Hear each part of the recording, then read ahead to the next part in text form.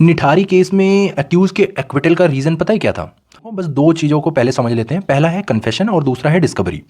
Actual में क्या होता है, कन्फेशन जो है मैजिस्ट्रेट के सामने होता है, सीआरपीसी कहता है, और बिना किसी दबाव में होता है। मतलब मैजिस्ट्रेट के सामने जब कन्फेशन करने कोई अक्यूज जाता है तो मैजिस्ट्रेट इंश्योर करता है कि ये किसी दबाव में तो नहीं है, दबाव में तो मतलब कन्फेश नहीं कर रहा है, या पुलिस का दबाव या किसी भी प्रकार का दबाव। और दूसरा होता है डिस्कवरी। एक्चुअल में क्या होता है कि जैसे आप लोग सभी जानते हैं कि पुलिस के सामने दी हुई स्टेटमेंट जो है मतलब कोर्ट में तो मैटर करती नहीं है, वो एज एन एविडेंस जो है मतलब जा ही नहीं सकती। बट क्या होता है कि एक लूप है वहाँ पे, मतलब पुलिस के सामने दी हुई स्टेटमेंट एक पॉइंट पे जो है मतलब एडमिट की जा सकती है, वो पॉइंट है डिस्कवरी। मान लीजिए कोई अक्यूज है, उसने पुलिस के सामने स्टेटमेंट दिया कि भाई मैंने जो है उसको मारा और मार के जो है चाकू छत की टंकी में जो है छुपा दिया।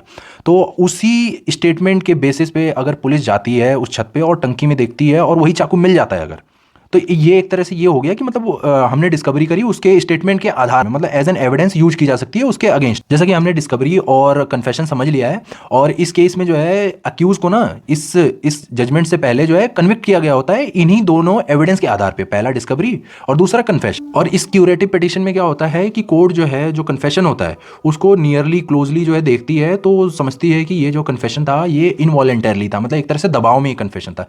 इस दबाव का रीज़न ये था कि जैसे उस आदमी को जो है 60 दिन की पुलिस रिमांड से उसको लेके आते हैं मैजिस्ट्रेट के सामने कन्फेशन करवाने के लिए, और जब वो कन्फेशन कर रहा होता है ना, बाई चांस जो है वहाँ पे मतलब पुलिस की भी प्रेजेंस होती है। तो फिर कहानी वही आ गई कि मतलब जहाँ पे अगर पुलिस की प्रेजेंस है, मतलब पुलिस के सामने दिया हुआ स्टेटमेंट हो गया एक तरह से, और दूसरा जो है अगर मतलब कन्फेशन प्रेशर में, ऑब्वियसली पुलिस की प्रेजेंस मतलब एक तरह से प्रेशर एक पॉसिबिलिटी हो सकती है, तो उस कन्फेशन को मतलब एज एन एविडेंस जो है एक्सेप्ट नहीं किया जाता है। तो पहला एविडेंस तो ऐसे मतलब टूट गया भाई, क्योंकि जो है इसी बेसिस पे था, पहला एविडेंस ऐसे हटा दिया। दूसरा हमने देखा कि डिस्कवरी, बट इस केस में क्या होता है कि डिस्कवरी ना पहले ही हो चुकी होती है, उसके अरेस्ट और उसके स्टेटमेंट से खुदाई वगैरह हो चुकी होती है, स्कल बॉडीज वगैरह जो भी रिकवर होता है वो इवन मतलब उसके स्टेटमेंट से पहले ही हो चुकी होती है। तो इसका मतलब ये हो गया कि जो पुलिस के सामने भी उसने एक तरह से जो स्टेटमेंट दिया था जिसको एज एन डिस्कवरी जो है पुलिस प्रूव करना चाहती थी, वो भी चला गया।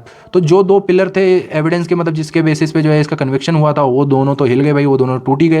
और क्रिमिनल लॉ ये कहता है कि भाई अगर कोई भी मतलब किसी की क्रिमिनलिटी अगर प्रूव करनी है तो it shall be proved beyond reasonable doubt, मतलब there shall be no possibility of any other मतलब थिंग की, मतलब कोई और पॉसिबिलिटी वहाँ पे मुमकिन ही नहीं होनी चाहिए। तो इसी वजह से इसको छोड़ दिया जाता है। बट उसका इम्पैक्ट जो है उन लोगों को, उन परिवार वालों को कौन जवाब देगा, ये सब टेक्निकलिटी उनको समझने में आएगी। किसी के घर का अगर जाएगा तो ये सब टेक्निकलिटी पे तुम्हारे विश्वास रखेगा। तो ये थोड़ा सा मतलब ये हमारे लीगल सिस्टम का एक लूप होल है। बाकी आप लोग क्या सोचते हैं इसके बारे में, आप लोग जो है कमेंट में बताइए। और हम एक टारगेट रखते हैं कि अगर इस वीडियो पे 100 लाइक्स आते हैं तो मैं ये कोशिश करूंगा कि इस केस को ना बहुत ज़्यादा डिटेल एक्सप्लेनेशन के 10 मिनट तक की वीडियो जो एक बना के डालूं। यहाँ तक आ चुके हो तो चैनल को सब्सक्राइब कर लो।